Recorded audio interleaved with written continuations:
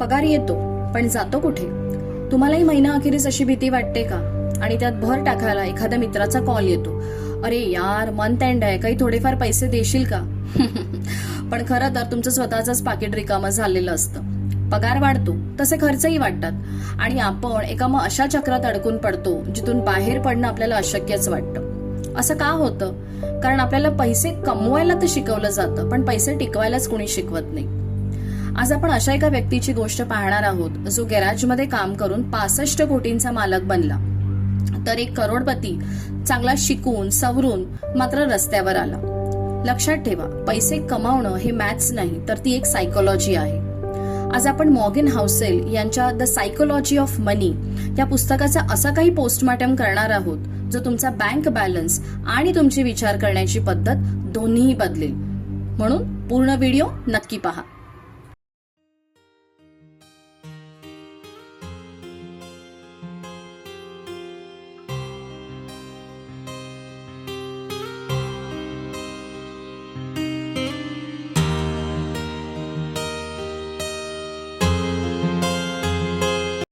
ही कथा आहे अशा एका वृद्धाची जो वयाच्या 92व्या वर्षापर्यंत जगला.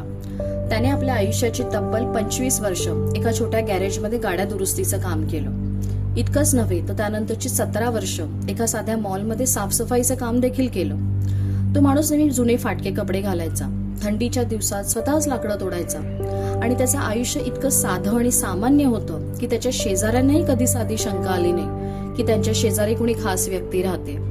सगळ्यांसाठी तो फक्त एक साधा सफाई कामगार होता. हे नाव होतं रोनाल्ड रीड. 2014 मध्ये जेव्हा या माणसाचा मृत्यू झाला तेव्हा त्याचं नाव अमेरिकेच्या वर्तमानपत्राच्या पहिल्या पानावर झळकलं. कुणालाही कल्पना नव्हती की एका साध्या गॅरेज मेकॅनिककडे तब्बल 65 कोटी रुपयांची म्हणजे $8 मिलियन अफाट संपत्ती होती. रोनाल्ड रीडकडे कुठलंही गुपित नव्हतं, कुठलीही लॉटरी नव्हती. त्याने फक्त एकच गोष्ट केली, गुंतवणूक आणि संयम. त्याने आपल्या तुटपुंच्या पगारातून जे काही थोडे पैसे वाचवले ते शांतपणे चांगल्या कंपन्यांमध्ये गुंतवले आणि पुढची कित्येक दशकं त्या पैशाला हातही लावला नाही.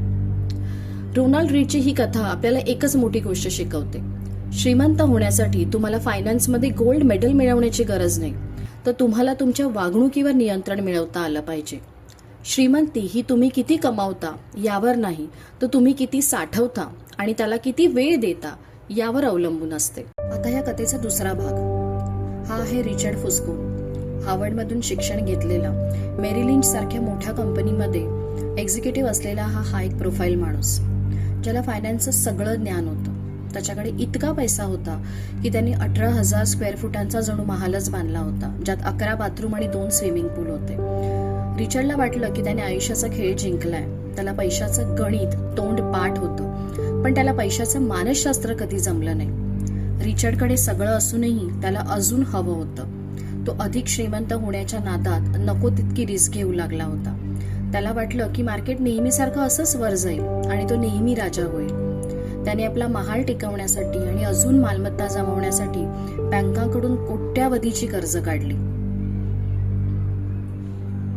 पण नियतीला काहीतरी वेगळंच मान्य होतं. 2008चं भीषण आर्थिक संकट आलं आणि पत्त्यांच्या बंगल्यासारखं रिचर्डचं साम्राज्य कोसळू लागलं. ज्या गुंतवणुकीवर त्याला गर्व होता त्या मातीमोल झाल्या. कर्जाचे डोंगर इतके वाढले की तो हफ्ते भरू शकला नाही. काहीच दिवसात तो आलिशान महाल, त्या गाड्या आणि तो रुबाब सगळं एका क्षणात धुळीला मिळालं. तुम्ही सगळे एक विचार करा. एका बाजूला असा माणूस ज्याने कधी कॉलेज पाहिलं नाही, ज्याला फायनान्सचं F सुद्धा माहित नव्हतं, तो 62 कोटी रुपये सोडून जातो. आणि दुसरीकडे जगातल्या सर्वोत्तम कॉलेजमध्ये शिकलेला माणूस रडत रडत घर सोडून बाहेर पडतो. असं का झालं?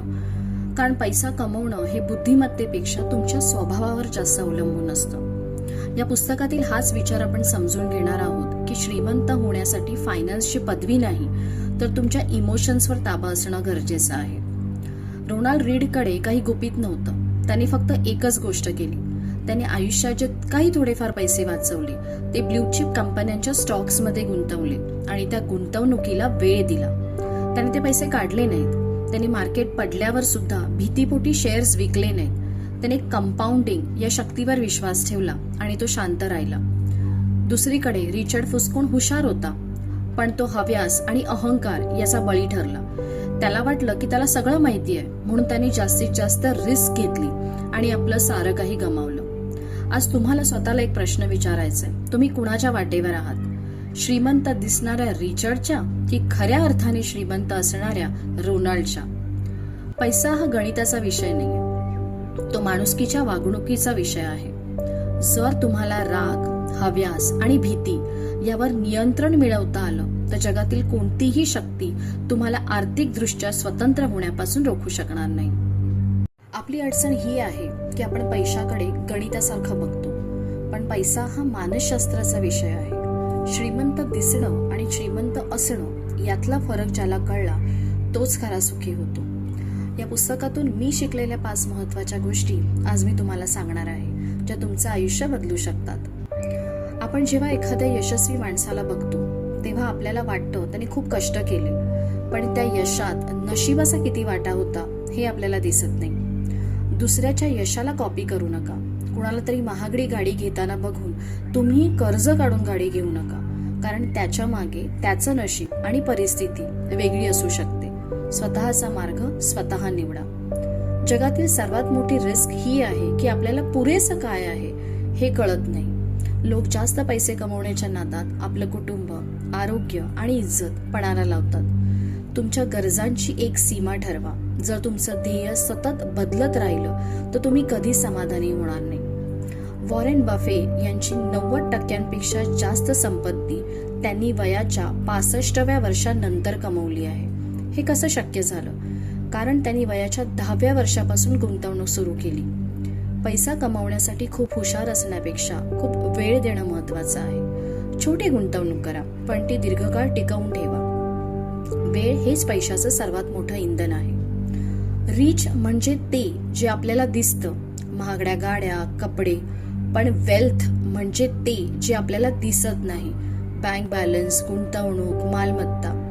श्रीमंत दिसण्याचा प्रयत्न करण्यापेक्षा श्रीमंत बनण्यावर भर द्या. जो पैसा तुम्ही खर्च करत नाही तीच तुमची खरी संपत्ती असते, जी तुम्हाला भविष्यात स्वातंत्र्य देते. पैशाचा सर्वात मोठा उपयोग हा आहे की तो तुम्हाला तुमच्या वेळेवर नियंत्रण मिळवून देतो. जेव्हा तुम्हाला हवं तेव्हा त्या व्यक्तीसोबत हवा तितका वेळ काम करण्याचं स्वातंत्र्य मिळतं. तोच पैशाचा खरा विजय आहे. मॉर्गन हाउसेल एकच गोष्ट सांगतात, पैसा कमवणं सोपं आहे, पण तो टिकवणं कठीण. आणि तो टिकवण्यासाठी लागतो तो संयम आणि साधेपणा. तुमच्याकडे किती पदव्या आहेत यापेक्षा तुमच्याकडे किती शिस्त आहे यावर तुमची श्रीमंती अवलंबून आहे. स्वतःला विचारा, तुम्ही पैसे खर्च करण्यासाठी कमावताय की स्वातंत्र्य मिळवण्यासाठी? जर तुम्हाला हा व्हिडिओ आवडला असेल तर सोल डायरीज बाय मधुला सबस्क्राईब करायला विसरू नका. लक्षात ठेवा, जोपर्यंत आपण आपल्या विचारांची मशागत करत नाही तोपर्यंत प्रगतीची फळं मिळणार नाही. धन्यवाद.